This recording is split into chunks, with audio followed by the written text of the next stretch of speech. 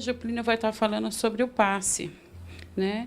E em que momento, né? Onde que o que o passe faz em nossa vida, o que devemos pensar quando estamos lá tomando passe diante de uma entidade, ou numa mesa kardecista, ou numa mesa, numa cadeira kardecista, onde tem a elevação das mãos, o que a gente tem que estar seguindo, sentindo, para que realmente tenha uma função isso em nossa vida, né? Um porquê disso, desse trabalho, né? Como que a gente pode alcançar o melhor com esse trabalho, ajudando as entidades que estão do outro lado, porque a gente tem esse poder também. Então, o Plínio vai estar falando um pouquinho sobre isso hoje, né? Certo? Isso aí faz a primeira oração. Isso. Nós vamos fazer a nossa oração para poder estarmos começando. Aí eu peço para todos para a gente orar, fazer a oração que o Pai nos ensinou, né? Pai nosso que estais no céu, santificado seja o vosso nome. Venha a nós o vosso reino. Seja feita a vossa vontade, assim na terra como no céu. O pão nosso de cada dia nos dai hoje. Perdoa as nossas dívidas, assim como nós perdoamos aos nossos devedores. E não nos deixeis cair em tentações, mas livrai-nos do mal. Ave Maria, cheia de graça, o Senhor é convosco. Bendita sois vós entre as mulheres, e bendito é o fruto do vosso ventre, Jesus. Santa Maria, Mãe de Jesus, rogai por nós, pecadores, agora e na hora de nossa partida. Que assim seja. Foi domingo passado, né, Vívia? Que a gente fez esse estudo lá na parte de baixo. Foi domingo passado, né? Bom, não sei se tinha alguém no estudo, né, que a gente faz, no estudo espírita, né, que a gente faz na parte de baixo. E a gente falou sobre o passe, né? E nesse dia a gente falou assim, num enfoque assim mais geral, né? Hoje a gente vai procurar assim enfocar mais, né, o passe na Umbanda, tá? Assim, a primeira coisa que eu gostaria de falar antes da gente começar a falar sobre o passe é sobre como que funciona, por exemplo, o que são o que é o magnetismo, o que são essas energias que a gente não vê pelos nossos sentidos, né, nossos 5 sentidos, né? Da mesma forma que, por exemplo, o celular de vocês, né? Vocês têm o celular, vocês falam, vocês recebem a voz do outro lado. Isso aí também é uma comunicação, tá? Feita através de ondas eletromagnéticas, tá? Então, é uma coisa que vocês estão vendo que acontece, né? Que é uma coisa real, só que a gente não consegue ver, não é verdade? A gente ouve, né? Por quê? Porque ele transforma esse sinal eletromagnético em onda sonora, porque é o aparelho que faz essa conversão, né? Então,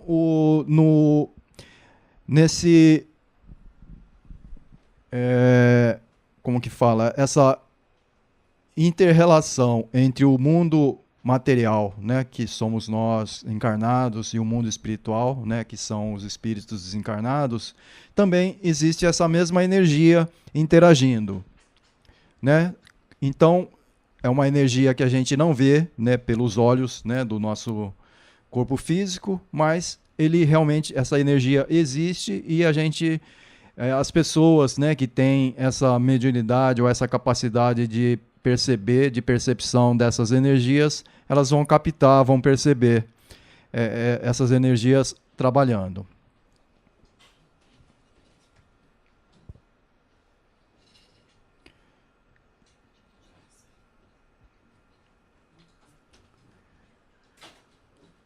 Bom, agora então vamos falar sobre o passe, né? O que significa passe para vocês? O que a palavra significa quando a gente fala em passe? O que vem à cabeça?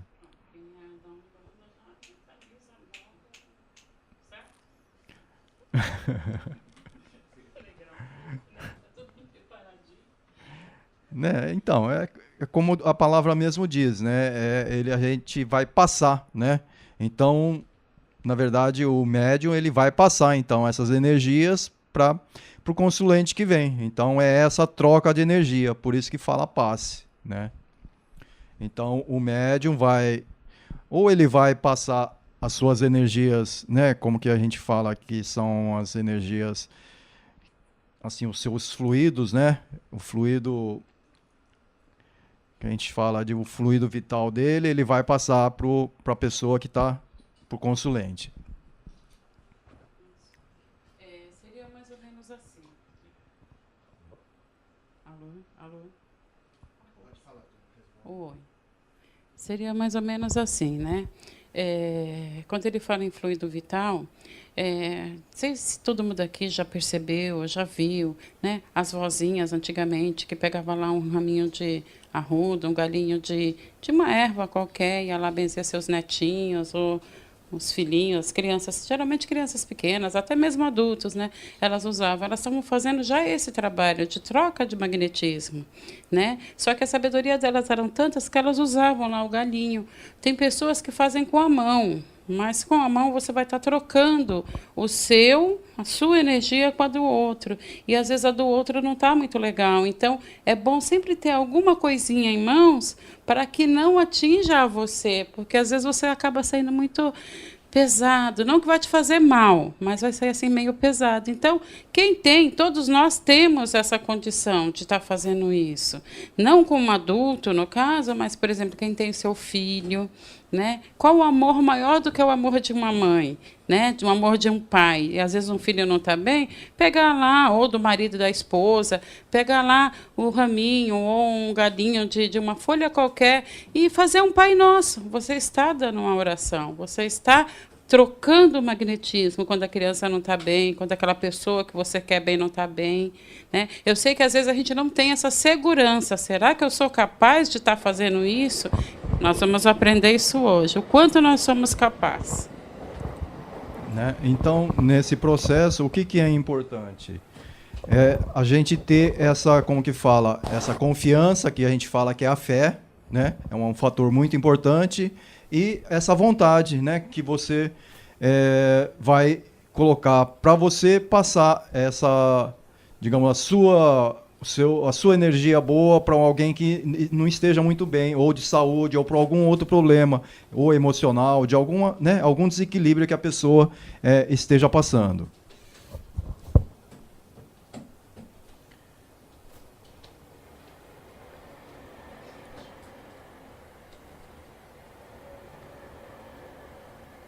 Bom, o passe na Umbanda.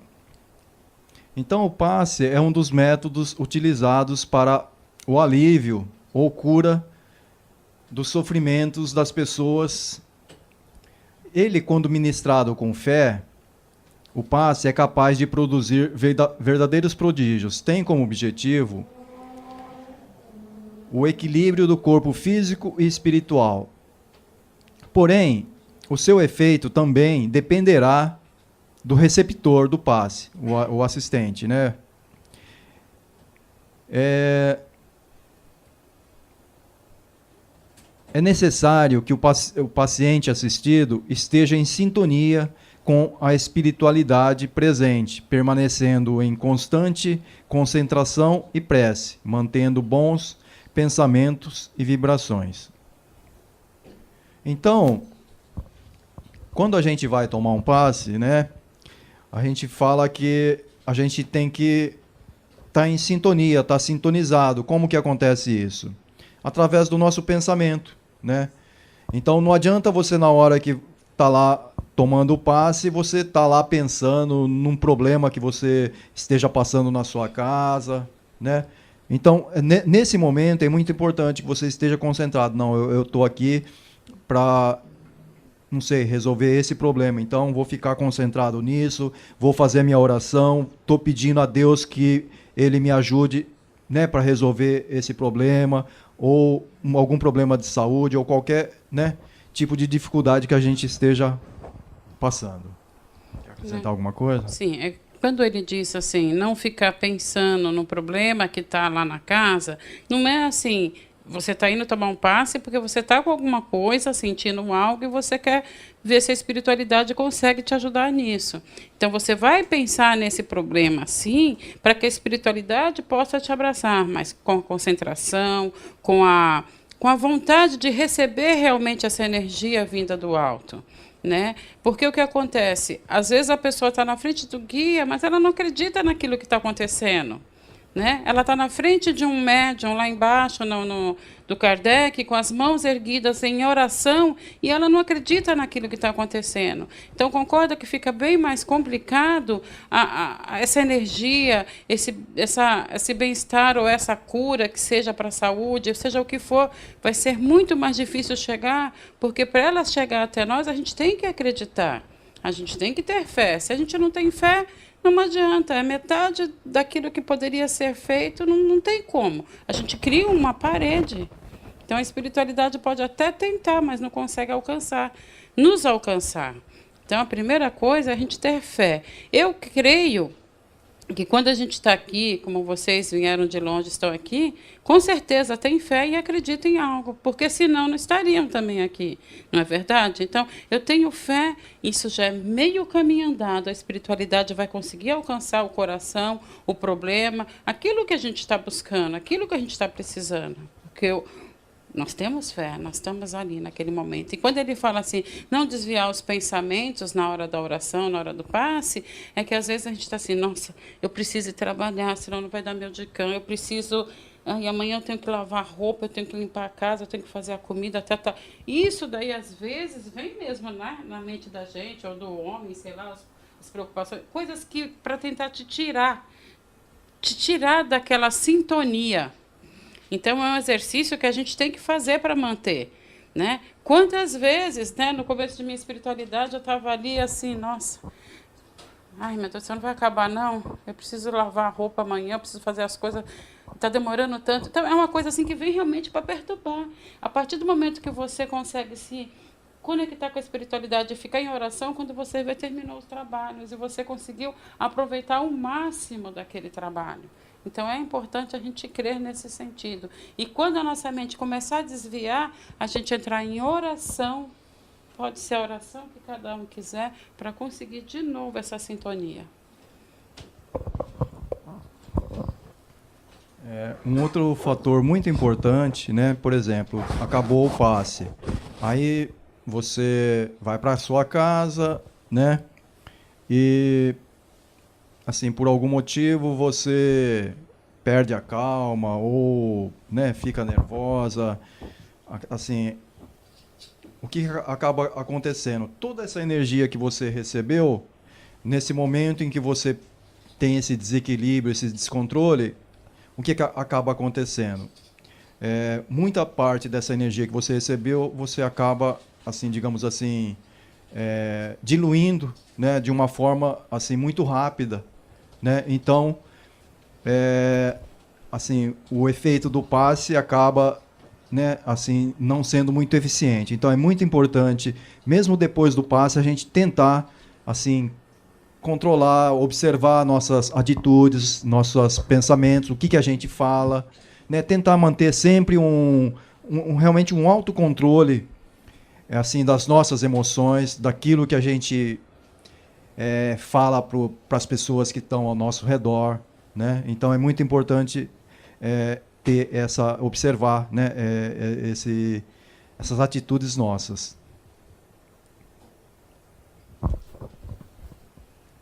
Então, como que a gente assim divide, né, esses tipos de passe? Então, normalmente no centro espírita, a gente tem aquele passe que a gente chama de passe magnético, né? Que é o médio passista, ele vai, né, atender individualmente cada consulente e ele vai passar, então, né, as suas energias para a pessoa que veio receber assistência. Aí, normalmente nos centros de Umbanda, a gente tem o passe espiritual, né, que é o passe onde o guia, né, que está incorporado no médium, ele vai então passar, né, ele vai pegar como que se diz, ele vai canalizar a energia que Deus manda, que vem pelo alto, que vem do alto. Então ele vai canalizar essas energias para o assistido. Por quê? Porque o guia espiritual, ele consegue ver, né, o nosso campo áurico, né, que é onde está, assim, como se diz assim, está escrito, né, nesse campo está escrito assim todas os nossos desequilíbrios, os nossos problemas, né, tanto de ordem física como de ordem espiritual, emocional, enfim, está tudo ali registrado. E o guia espiritual tem essa capacidade de captar todas essas anomalias, né, e através dessas energias que vêm do alto, ele vai canalizar e vai direcionar para cada órgão ou cada parte, né, do assistido que estiver precisando. Alguém quer fazer alguma pergunta? Eu quero. Assim, você está falando que no passe kardecista, no passe de uma mesa kardecista, o magnético seria o médium mandando o seu magnetismo para o assistido, certo? Isso. E na Umbanda seria o guia mandando para o médium e ali tendo a capacidade de ver. Então, no kardecismo, o guia... não existe uma entidade ali para estar fazendo isso também? Existe. Da mesma forma que o passe magnético, digamos assim, que é mais comumente acontecer no centro espírita, o passe magnético também pode ser utilizado no centro de Umbanda. Por quê?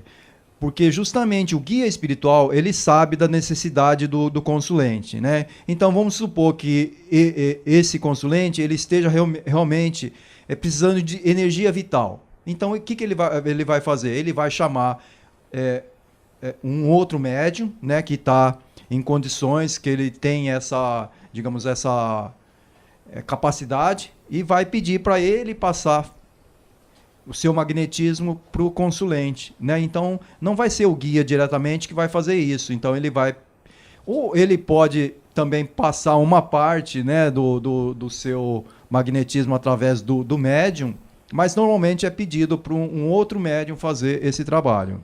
Então, assim, em resumo, seria isso. São formas de trabalho apenas, porque é o mesmo guia que pode vir aqui como um preto velho e atender e dar essa consulta, ele também pode estar numa casa espírita, numa casa kardecista, com uma outra roupagem, porque as entidades elas usam de roupagem para estar nos atendendo. Ela pode estar com uma outra roupagem, através de um médium, ela mandando o magnetismo dela para o médium que está ali com as mãos postas. No caso da Umbanda, a maneira do trabalho da Umbanda, a diferença é que o guia, ele vem mais próximo de nós. Através do magnetismo dele, ele consegue envolver mais os médiuns umbandistas e vir mais perto, ter uma conversa, ter um contato, pegar na mão, olhar no olho, através do médium. E está passando essas informações e este magnetismo. É essa a diferença. No kardecismo, eles não têm esse contato tão próximo, mas estão ali, aqui, lá, numa igreja católica, onde quer que se fala de Deus, vão ter espíritos iluminados trabalhando. Então, a gente não pode colocar que é só a Umbanda, que é só o kardecismo, não. Em todos os lugares onde se fala de Deus, existem espíritos de luz trabalhando, cada um da sua maneira. Por isso que são formas de trabalho apenas. E nós nos identificamos, cada uma no local. Tem gente que se identifica na Umbanda, tem gente no kardecismo, tem gente na igreja católica, tem gente na igreja evangélica, e assim é. Né? E está tudo certo isso, porque é onde cada um se encontra. E o principal disso tudo é esse encontro, o encontro com o divino. Cada um da sua maneira, onde se sente melhor. Então, por exemplo, na igreja evangélica também, né, existe esse passe quando, né, como que fala? Eles impõem a mão, então eles também estão dando um passe. É uma forma de passe, só que é outra maneira, né?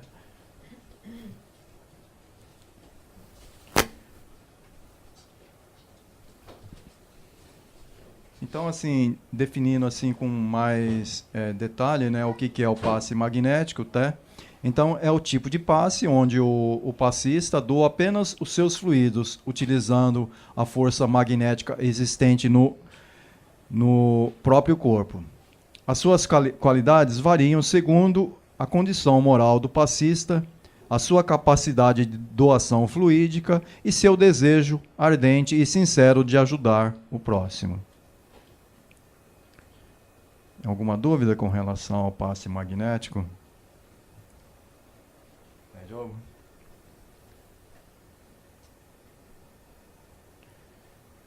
Então, o passe espiritual, né? Então, ali naquela figura, a gente está vendo o médium, tá? Ele está ali, né, incorporado do preto velho. E, né, em torno do assistido, a gente está vendo, né, esse campo, né? E é justamente o guia, ele consegue captar, né, tudo que está ali de problema com o assistido, e ele, né, ele está fazendo o seu passe através do quê? Né, que ele tem um raminho ali parece de arruda, né, na mão. Então, como a Cleusa falou no início, né, ele está fazendo o seu passe, passando essa energização para o assistido através desse elemento, né? Porque na Umbanda a gente os guias, eles utilizam de diversos elementos, né, nos rituais para poder fazer o passe, né? Um deles seria essas ervas, né? A outra seria o cachimbo que ele tem ali na mão direita, né? Que quando ele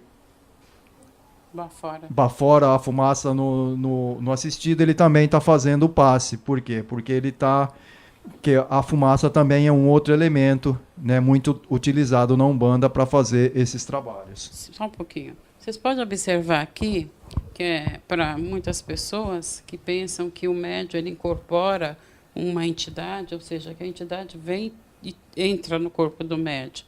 Não é bem assim. A entidade ela fica do lado, mandando o magnetismo, a energia dela através dos chakras do médium, através de pontos de forças do médium, e que é canalizada para o médium. Se o médium é um médium bem preparado, se ele tem resguardo, se ele estuda, se ele busca ter entendimento, ele consegue captar com mais segurança essas energias que o guia está passando para ele e ele transmite para o consulente. Né? Então, é muito importante isso, que o médium faça isso que nós estamos fazendo hoje aqui, estudando e passando para assistência, talvez para muitos aqui sejam coisas assim, né, que ainda não estão prontos ainda, mas pelo menos vai estar ouvindo alguma palavrinha, que um dia vai conseguir entender tudo isso que nós estamos passando.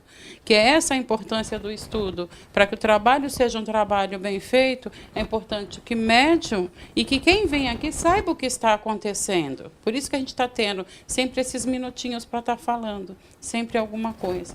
Né? O guia não entra no corpo do médium, o médium recebe essa energia, seria como a gente fala, água e açúcar que vira água doce. São 3 energias, na verdade. Né? Porque aqui tem o médium, ele tem energia, nós temos a nossa energia também. Então, se a gente tem consciência, o guia passa alguma coisa para a gente, algo que a gente precise estar falando. Por isso que muitas vezes a gente lembra no momento do que está sendo dito, mas se demora muito, acaba se confundindo com outras informações que a gente recebe também.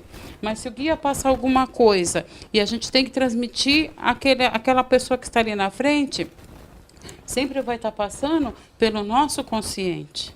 E se o médium é um médium bem entendido, se o médium busca esses estudos, esses conhecimentos, ele jamais vai falar para alguém de uma consulência algo que faça uma pessoa que vem em busca de uma paz, de um equilíbrio, de um controle espiritual, sair de um terreiro pior. Sair de um terreiro, de uma casa, achando assim, nossa, acho que eu vou morrer amanhã, porque o guia falou que eu não estou nada bem. Quando vocês passarem em alguma casa assim, alguma coisa desse jeito, pode ter certeza, não é o guia, é um médium que não está bem preparado para falar uma coisa dessa. Tá? Porque é muito importante isso. Então, quando ela fala ali do médium, do guia, e o médium se interagindo, né, então o guia ele vai atuar, né, no campo mental do médium. Uma glândula que a gente chama de glândula pineal, tá? Que é onde, através dessa glândula que o guia vai fazer essa conexão com o médium, né?